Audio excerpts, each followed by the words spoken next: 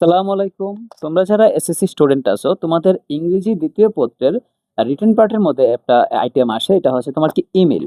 তো ওই ইমেলের আজকে একটা ছোট্ট সাজেশন তোমাদের সামনে নিয়ে আসলাম। তো তোমরা যদি এই সাজেশনের ভিতরে দেওয়া যে ইমেলগুলো আছে, এগুলোর সম্পর্কে ভালো একটা কনসেপ্ট রাখো এবং যদি এগুলো তুমি ভালো করে জানতে পারো, তাহলে তোমার ইমেল নিয়ে কোনো রকম টেনশন করতে হবে না।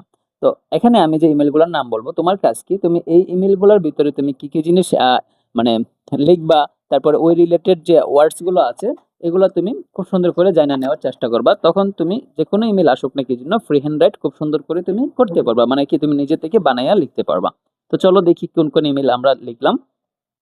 দেখো এখানে বলছে কি ইউর ইনটেন্ট, মানে কি তোমার ইচ্ছা, to do after the SSC exam, মানে কি এসএসসি পরীক্ষার পরে তুমি কি করতে চাও এটা নিয়ে তুমি তোমার ফ্রেন্ডকে একটা ইমেল করবে আর কি। তো ইমেল এটা তুমি করতে পারো। তারপর কি বলছে দেখো, importance of games and sport, মানে কি খেলাধুলার যে গুরুত্ব এটা নিয়ে তুমি তোমার ছোট ভাইকে বলতে পারো বা তুমি তোমার ফ্রেন্ডকে কি করতে পারো, একটা ইমেল করতে পারো।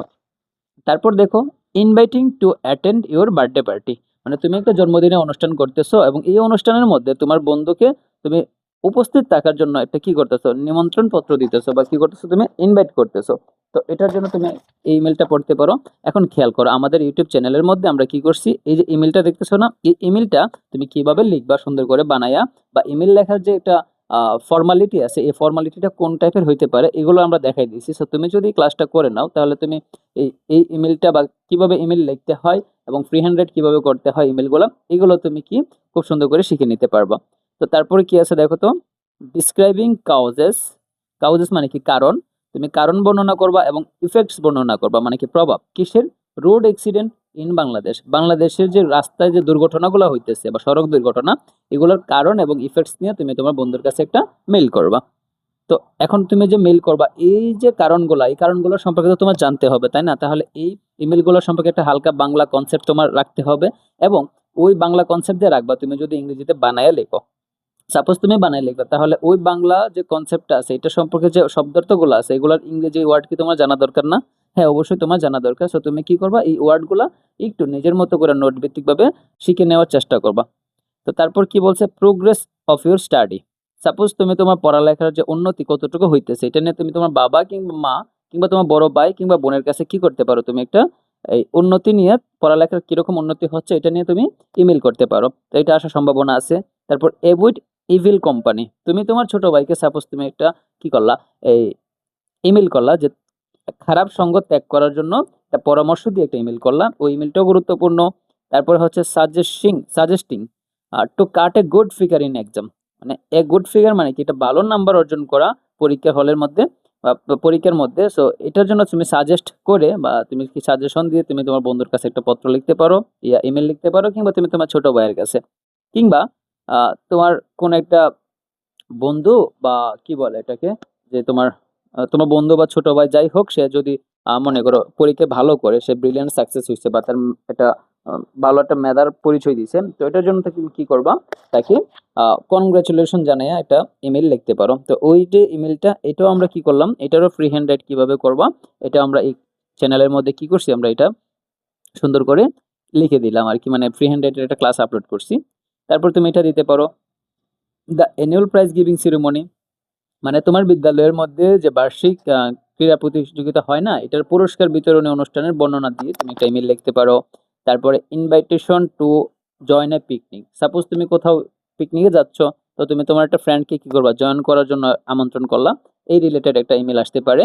তারপরে থ্যাঙ্কিং ফর হসপিটালিটি, তো হসপিটালিটি কথাটার মানে বুঝো কি, এই হসপিটালিটি মানে হচ্ছে আতিথেয়তা। আতিথেয়তা কথাটা বলতে কি বোঝায়, সাপোজ তুমি কোনো একটা বাড়িতে গেছো, ওই বাড়িতে তোমার খাতির যত্নের কোনো রকম ত্রুটি রাখে নাই, তো কি পরিমাণে খাতির যত্ন করছে, ওইটা হচ্ছে তোমার আতিথেয়তা। মানে তুমি যে একটা অতিথি ওই বাড়ির জন্য বা গেস্ট, তোমার সাথে ওদের যে ব্যবহারটা বা কিরকম তোমাকে অভ্যর্থনা জানাইছে, এটাই হচ্ছে তোমার আতিথেয়তা। তো তুমি তোমার বন্ধুর বাড়ি থেকে আসার পরে তোমার ওই ওদের বাড়িতে তোমাকে যে আদর আপ্যায়নটা করছে, ওইটার প্রশংসা সূচক ভাবে তুমি কি করবা, তোমার বন্ধুকে একটা চিঠি লিখবা। তারপরে importance of reading news paper, মানে খবরের কাগজ পড়ার যে গুরুত্ব, এটা সম্পর্কে তুমি কি করবা, একটা ইমেল শিখে নিতে পারো। তারপর প্রিপারেশন ফর এসএসসি এক্সাম, তুমি তোমার পরীক্ষার প্রিপারেশন কিরকম এটা বা প্রস্তুতি জানিয়ে তুমি কি করতে পারো, বন্ধুর কাছে একটা ইমেল লিখতে পারো। তারপর ইম্পর্টেন্স অফ লার্নিং কম্পিউটার মানে কি, তুমি কম্পিউটার শিখবার যে গুরুত্বটা আছে এটা নিয়ে তুমি ইমেল করতে পারো। তারপর advising to be attentive to his study, তুমি তোমার বন্ধুকে বা ছোট ভাইকে অ্যাডভাইস দিয়ে একটা ইমেল লিখতে পারো যে কি আরো বেশি মনোযোগী হওয়ার জন্য তার পড়ালেখার মধ্যে। তারপর কি করতে পারো, যে শারীরিক ব্যায়ামের যে গুরুত্ব এই সংক্রান্ত একটা ইমেল তুমি জেনে নিতে পারো।